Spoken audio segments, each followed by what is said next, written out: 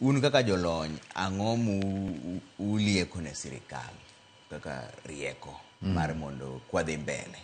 yore mage muneno ni mondo giti mondo gik moko odhi moriere maka dho ngere luongo ni recommendations ang'o munyisogi ni ginyalo loko area ka area kwasegolo gima nitiere in fact for the economic survey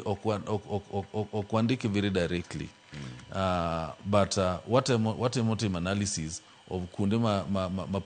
mapogruok ibete watemo tim analysis on that to okwandike very directly ni dho tema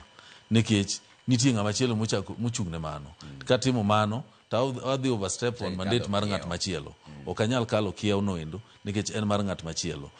onego bed ni en clear ni ng'at machielo kapok ochako tije obed ja construction obed ja agriculture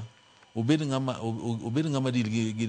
gi weche somo obed ng'at ma deal gi weche mag gender obed ng'at ma anything on the economy anything ma touch on the economy yeah ochako from statistics ochake from statistics to plan tije and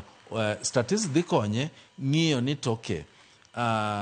o evaluate gik manotimo gik manatimo gi chal nade tang'omiyo gibet kaka gintiere ni gimomiyo gibet kaka gintiere ni I need to loko 1 2 3 mondo amed bedo maber moloyo kama ntiere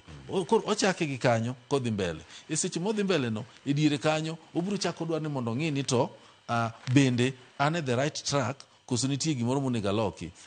mane momiyo bende watemo golo gimoluongo ni quarterly GDP bang' dweche adek ka dweche adek wagolo ni uchumi dhi nade to gimigepe madito ma influence uchumi no endo mondo mi ng'ato mondo mi ji ong'e jok matimo gigo ng'e ni okay area nani to dhi kama area nani to dhi kama so ng'ama mare dhi maber straight odhi kode mbele ng'ama kare ok dhi maber ong'e ni tang'o monego atim mondo mi ma olokre koro kwariti nyaka higo rum kukwadwa ng'iso gi gima timore mane wanyalo kelo some intervention e sama chon wach mogik miwe wagoena an dagombo mana wacho ne jo Kenya ni gimoro amora mwatimo wabed gi plan kata ne odi bed gi plan e gimoro amora ma watimo mondo mi wayud konyruok maber to moloyo jonagewa wamedwa tiyo matek adiri makende ni tiyo matek ema biro miyo wachiemo to kok watiyo matek to ok wabiro kaka wakonyore